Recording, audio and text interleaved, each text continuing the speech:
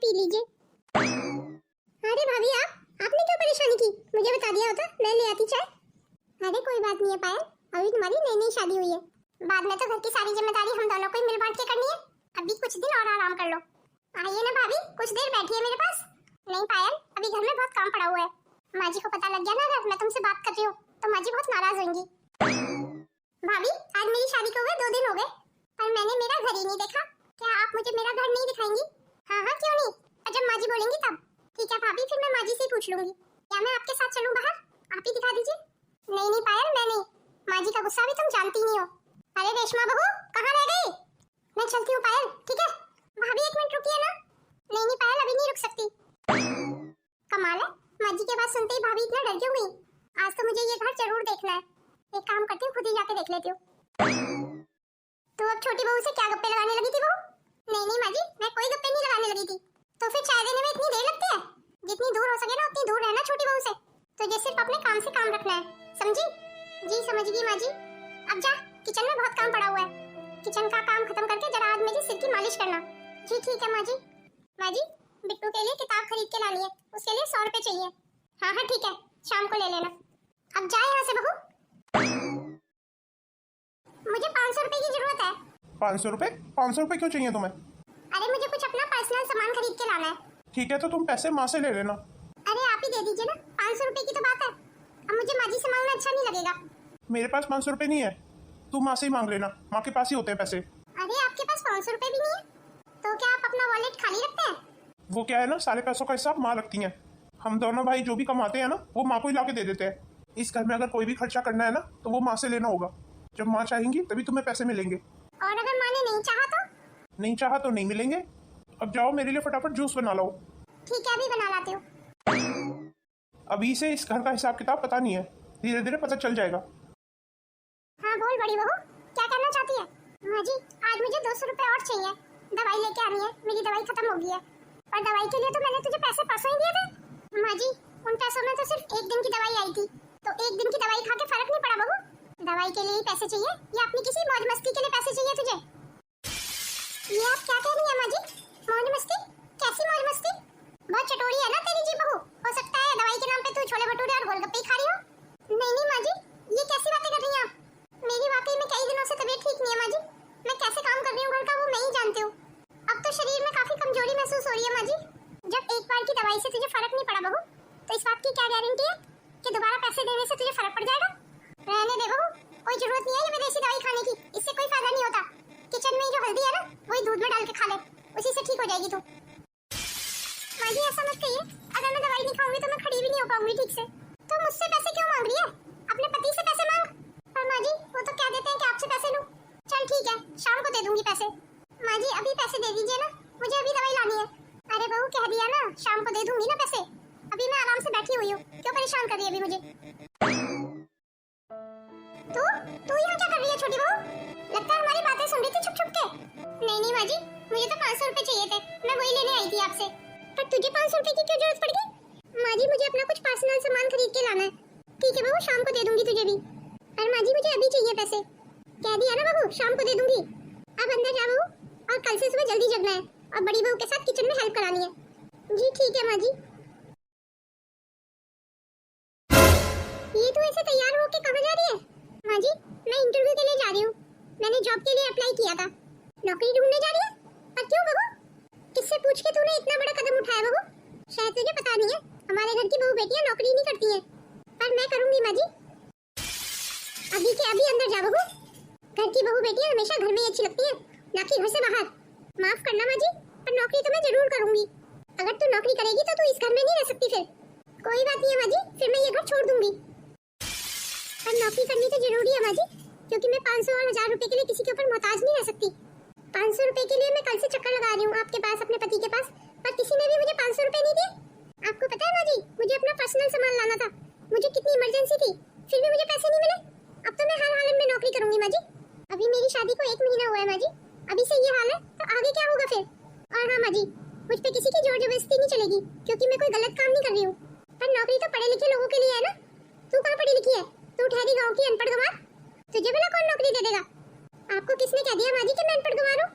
अपने स्कूल की साइंस की टॉपर स्टूडेंट हूँ माँ जी मैं। देख बहू, चाहे तू कैसी भी स्टूडेंट हो अपनी स्कूल की, पर नौकरी तो तुझे मैं नहीं करने दूंगी। माँ जी मेरा हाथ छोड़िए। माँ जी मैंने कहा ना मेरा हाथ छोड़िए। ये क्या तरीका है माँ जी, आपने मेरा हाथ पकड़ लिया। तू गांव देहात की 2 कौड़ी की लड़की मेरे सामने सिर उठाने की कोशिश कर रही है। ये मत भूल, आज तक कोई भी मेरे खिलाफ नहीं गया इस घर में। तुझे भी मेरी ताकत का अंदाजा नहीं है। आपकी ताकत का अंदाजा तो मुझे उसी समय हो गया था माँ जी, जब आपने अपनी बड़ी बहू को दवाई के लिए पैसे नहीं दिए थे। भाभी इतने दिनों से बीमार है, उसके बाद भी आपने दवाई के लिए उन्हें पैसे नहीं दिए। आपको पता है कल भाभी चक्कर खा के गिर गई थी, पर आपको इससे क्या फर्क पड़ता है? आपको तो अपनी चलानी है इस घर में। आप तो बस यही चाहती है ना कि दवाइयों के लिए भी हम आपके सामने गड़गड़ाते रहे। पर माफ करना माँ जी, ये आपकी बड़ी बहू कर सकती है पर मैं नहीं। अच्छा अब मुझे समझ आया कि आपको अपने घर के लिए अनपढ़ और गंवार लड़की क्यों चाहिए थी, ताकि बहुएं आपकी उंगली पे नाचती रहे और कोई आपके खिलाफ ना जा सके और कोई नौकरी ना कर सके। यही कारण था ना माँ जी? छी, कितनी घटिया सोच है माँ जी आपकी। मेरी सोच को घटिया बोल रही है? तू अंदर जाती है या नहीं? माफ करना माँ जी, अंदर तो मैं नहीं जाऊंगी। आज शाम को ऋषि को आने दे और वही सही करेगा तुझे। आपको जो करना है ना वो कर लीजिए माँ जी, मुझे सही काम करने में डर नहीं लगता है। अरे अरे पायल, ये तू क्या कर रही है? बड़ी बहू तू यहाँ क्या कर रही है? अंदर जा। और तू अभी तक यहीं खड़ी हुई है, अंदर नहीं गई? इसकी इतनी हिम्मत, मेरे बिना रजामंदी के बाहर चली गई। घर में आज तक कोई मेरे खिलाफ नहीं गया है और इस गांव देहात की लड़की की इतनी हिम्मत, मेरी आंखों में आंखें डाल के बात कर रही थी। अरे संगीता, किस पे लाल पीली हो रही है? इसी 2 कौड़ी की गांव देहातन लड़की पे। तुम्हें पता है आज उसने कितनी हिम्मत की है? आज नौकरी ढूंढने गई है। तू अगर बहू बेटों को ऐसे ही पैसों के लिए परेशान रखेगी तो उनके पास और कोई चारा है? नौकरी तो करेंगे ही ना वो। मैं तुझसे ये पूछता हूँ, हम लोगों के पास किस चीज की कमी है जो तू पाई पाई के लिए बहू बेटों को परेशान रखती है? अरे ये तो तू अपनी किस्मत मान कि तेरे दोनों बेटे तुझसे कुछ कहते ही नहीं है, अपनी सारी कमाई तुझे लाके दे देते हैं। उस दिन का सोच के डर, जिस दिन तेरे दोनों बेटे तेरे खिलाफ खड़े हो जाएंगे। वो दिन कभी नहीं आएगा। और आप क्या मुझे डराने की कोशिश कर रहे हैं? मुझे तो ये लग रहा है छोटी बहू को बिगाड़ने में सबसे बड़ा हाथ आपका है। मैं तो आज तक तुझे नहीं सुधार पाया तो छोटी बहू को क्या बिगाड़ूंगा? और मुझे लगता है छोटी बहू ने जो फैसला किया है वो बिल्कुल सही किया है और बहू के इस फैसले में मैं उसके साथ हूँ।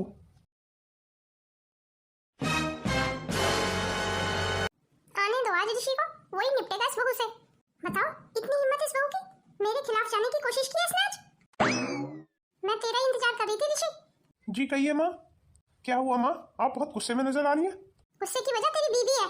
क्या हुआ माँ? पायल से कोई गलती हो गई? तुझे पता है तेरी पत्नी बाहर नौकरियां ढूंढती फिर रही है। ये आप क्या कह रही है माँ? हाँ मैं बिल्कुल सही कह रही हूँ।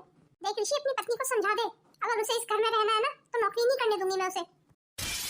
अगर वो नौकरी करेगी तो मैं उसे इस घर से निकाल दूंगी और साथ में तुझे भी निकाल दूंगी और उसके बाद तुम दोनों को एक फूटी कौड़ी नहीं दूंगी, एक एक पाई के लिए मोहताज कर दूंगी। माँ आप इतना गुस्सा मत कीजिए, मैं अभी बात करता हूँ पायल से। ऋषि अब बात करने के लिए कुछ बचा नहीं है। तेरी पत्नी तो अब इस घर में नहीं रह सकती। अब तेरे पास 2 ही रास्ते बचे हैं, या तो तू अपनी बीवी को तलाक दे या तू इस घर से अलग हो जा अपनी बीवी को लेके। अब तू देख ले तुझे क्या करना है। तो ठीक है माँ जी, आप मुझे अलग कर दीजिए। ये तू क्या बकवास कर रही है? मैं अपनी माँ से कभी अलग नहीं होऊंगा। अब तो खुद अपनी आंखों से देख ले, तेरी बीवी कितनी जवान चलाती है। नहीं, ये औरत अब इस घर में नहीं रह सकती। बेहतर होगा कि तू इसे तलाक दे दे। जैसा आप चाहेंगी माँ वैसा ही हो जाएगा, आप बिल्कुल चिंता मत कीजिए। ये तुम क्या कह रहे हो? जो तू सुन रही है वही कह रहा है मेरा बेटा। तू अब इस घर में नहीं रह सकती। पायल अभी के अभी निकल मेरे घर से, या फिर मुझे तलाक दे दे। मुझे ऐसी औरत के साथ नहीं रहना जो मेरी माँ की बेइज्जती करे। और मैंने कौन सी बेइज्जती की आपकी माँ की? नौकरी ढूंढना क्या आपकी माँ की बेइज्जती है? अगर आपने अपना फैसला सुना दिया तो मेरा भी सुनिए। अब तलाक तो मैं आपको किसी कीमत पे नहीं दूंगी। आपने क्या शादी को गुड़िया गुड्डे का खेल समझा हुआ है? मैं भी देखता हूँ कैसे तू मुझे तलाक नहीं देती है। आपको जो करना है वो कर लीजिए। और सुनो, मैं ये घर छोड़ के कभी नहीं जाऊंगी। मतलब तू बिना हमारी रजामंदी के मेरे घर में रहेगी? मैं भी देखता हूँ तू कैसे रहती है। मुझ पे हाथ उठाने की गलती से भी गलती मत करना, नहीं तो मैं अभी के अभी पुलिस को बुलाऊंगी और तुम लोगों के खिलाफ घरेलू हिंसा का मुकदमा बनाऊंगी। ये तो क्या बकवास कर रही है? जो आपने सुना ना माँ जी, वही कह रही हूँ। माँ मुझे लगता है इसे अलग करने में ही भलाई है हमारी। शायद तो ठीक कह रहा है, हो सकता है नहीं तो कल को ये मुकदमा बना दे हमारे खिलाफ। आपको तो पता है माँ, आजकल कानून में औरतों की ज्यादा सुनवाई है। बस एक बार आप इसे अलग कर दीजिए, मैं इससे कोई वास्ता नहीं रखूंगा माँ। हमारे घर का एक कमरा ही तो घेरेगी ये, पर हमारा इससे कोई वास्ता नहीं होगा। हाँ शायद यही सही होगा, हमारे पास यही रास्ता बचा है एक। ठीक है, हम लोगों ने फैसला कर लिया है, इस घर का एक कमरा तुझे दे देंगे, तू उसी में रहेगी अब। पर तेरे से मेरा कोई वास्ता नहीं होगा। उस कमरे में तू अकेले मर भी जाएगी ना, तब भी मैं तुझे देखने नहीं आऊंगा। तूने आज मेरा दिल बहुत दुखाया है। चलिए माँ यहाँ से, मुझे इसकी शक्ल से भी नफरत है।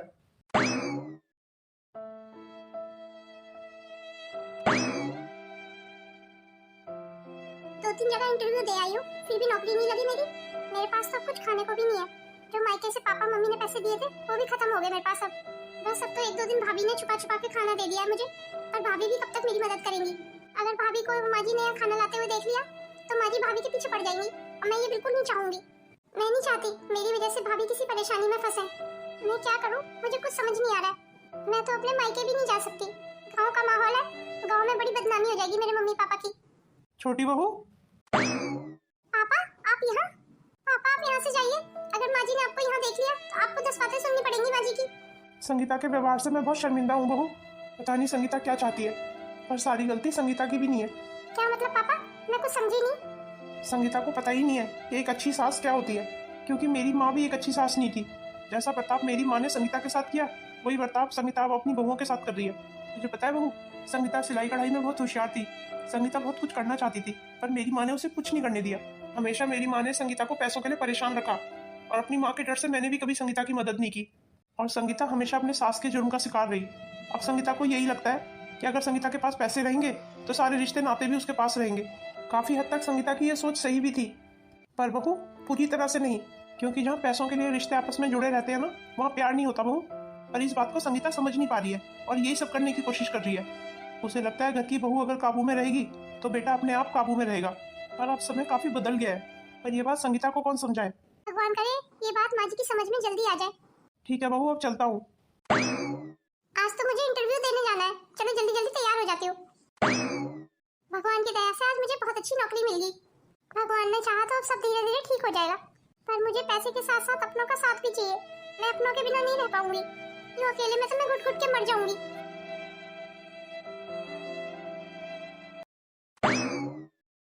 राघव, एक मिनट सुन।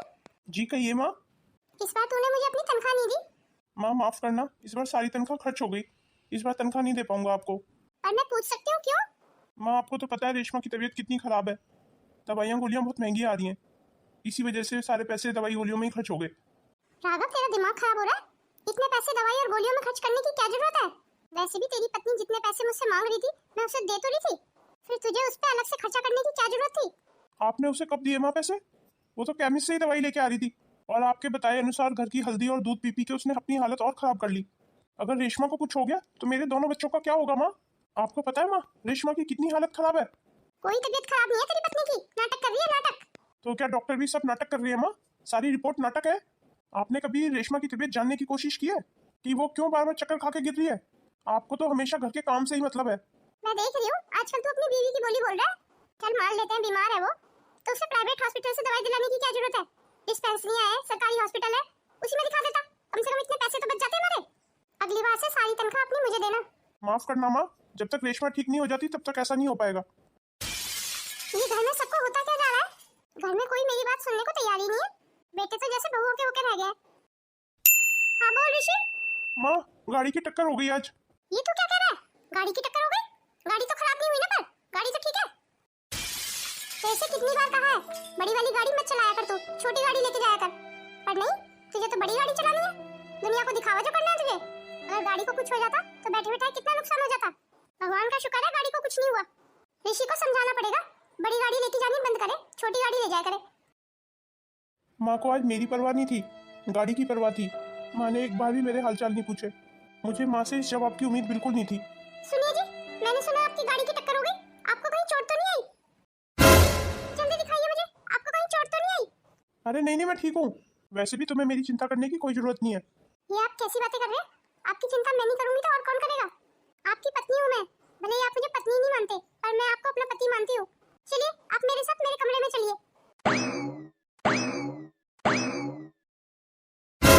ये क्या? ऋषि अपनी पत्नी के कमरे में क्यों जा रहा है? जरूर वही बहला फुसला के लेके जा रही होगी मेरे बेटे को। अभी बुला कर आती हूँ मैं अपने बेटे को। कहीं ऐसा तो नहीं है कि ऋषि का झुकाव अपनी पत्नी की तरफ होता जा रहा है? नहीं नहीं, ऐसा नहीं हो सकता। मैं ऐसा होने नहीं दूंगी। मैं अभी बुला कर आती हूँ इसे। बचाओ, अरे कोई बचाओ मुझे, मेरी हड्डी टूट गई। पापा डॉक्टर कह रहे हैं माँ की पैर की हड्डी टूट गई है। कम से कम 6 महीने का टाइम लगेगा हड्डी जुड़ने में। क्या कहा? 6 महीने? जी पापा 6 महीने, और इन 6 महीने हमें माँ की पूरी सेवा करनी होगी। तो क्या संगीता अब 6 महीने बेड पे ही रहेगी? जी हाँ पापा, माँ को अब 6 महीने तक बेड पे ही रहना होगा। 6 महीने का समय तो बहुत लंबा समय हो जाएगा। इतने दिनों तक उसकी देखभाल कौन करेगा? बड़ी बहू की भी तबीयत ठीक नहीं है। बड़ी बहू को भी 1 महीने का बेड रेस्ट बताया डॉक्टर ने। पापा आप बिल्कुल चिंता मत करो, हम कोई नर्स रख लेंगे। अरे नर्स रखने की क्या जरूरत है, मैं हूँ ना, मैं पूरी देखभाल करूंगी माँ की। क्या कहा? तुम देखभाल करोगी इतना सब कुछ होने के बाद भी? और तेरी नौकरी, नौकरी का क्या? अरे इस समय नौकरी से ज्यादा माँ की सेवा जरूरी है, नौकरी तो फिर लग जाएगी। जीती रहे बहू, भगवान तुझे हमेशा खुश रखे। अरे संगीता, आज तो तू बिल्कुल ठीक लग रही है। क्या हुआ संगीता, कुछ उदास सी लग रही है? मुझे मेरे बहू बेटे से माफी मांगनी है। तुझे माफी मांगनी भी चाहिए, खासकर अपनी दोनों बहुओं से, क्योंकि इन 6 महीनों में तेरी दोनों बहुओं ने तेरी बहुत सेवा की है। इसीलिए तो माफी मांगना चाहती हूँ। माँ जी लीजिए गर्मा गर्म चाय। क्या बात है माँ जी, आप बहुत उदास लग रही हैं। नहीं बहू ऐसा कुछ नहीं है। बड़ी बहू कहाँ है, वो नहीं दिखाई दे रही। भाभी, भाभी तो सूप बना रही थी आपके लिए, वो बस आती होंगी। लीजिए माँ जी, जल्दी जल्दी सूप पी लीजिए। अरे भाभी आप सूप ले भी आई और अभी तो माँ ने चाय भी नहीं पी है। कोई बात नहीं है, फिर मैं सूप को साइड में रख देती हूँ, चाय के बाद माँ जी सूप पी लेंगी। छोटी बहू, तू तो इन 6 महीने में दिन और रात मेरे पास ही रही है, तूने मेरी सेवा की है, तो फिर तेरी नौकरी का क्या? अरे माँ जी नौकरी तो मैंने कब की छोड़ दी। क्या कहा, तूने नौकरी छोड़ दी? हाँ माँ जी, और क्या, आपकी सेहत से बढ़ के थोड़ी थी नौकरी। देखा संगीता अपनी बहुओं को, तूने अपनी बहुओं को समझने में बहुत गलती कर दी। जी आप बिल्कुल ठीक कह रहे हैं। मैं आज अपनी दोनों बहुओं से अपने किए की माफी मांगती हूँ। माँ जी हम माफ तो कर देंगे आपको, पर एक शर्त पे। कौन सी शर्त पे बहू, मुझे क्या करना होगा? माँ जी आपको अपनी सिलाई और कढ़ाई का काम फिर से शुरू करना होगा। क्या कहा, सिलाई कढ़ाई का काम मैं दोबारा से कर सकती हूँ? क्या मैं इस उम्र में भी ये काम कर सकती हूँ? अरे हाँ माँ जी क्यों नहीं, हुनर की कोई उम्र थोड़ी होती है। तो फिर तो बहू तुझे मेरी मदद करनी होगी। हाँ माँ जी क्यों नहीं, हम दोनों बहुएं मिलकर आपकी मदद करेंगे। क्यों भाभी, मैंने सही कहा ना?